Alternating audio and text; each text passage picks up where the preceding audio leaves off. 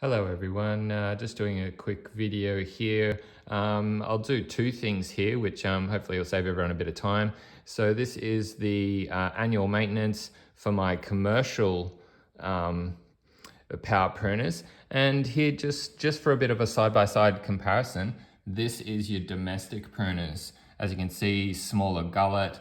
If you see the engine size there, just in comparison, it's about 2/3 the size of the commercial version. And then you've got this large flywheel, of course, larger gullet, a little bit different size in the PCB board there. You know, this one's a little bit smaller, so not sure what's going on there, but you can see the difference between I think $200 and $400. Yeah, and also, so I guess that choice will be up to yours, up to you.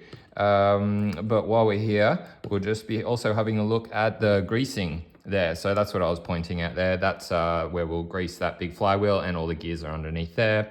And then if we flip over the commercial one, we also have the very much larger gearing and bearings with gears on the other side. So we will be, of course, greasing that area there, all the teeth there, just shortly. But I just wanted to show everyone that, and hopefully that saves everyone some time. And if you are wondering about a domestic power pruner or a commercial power pruner, the choice is yours.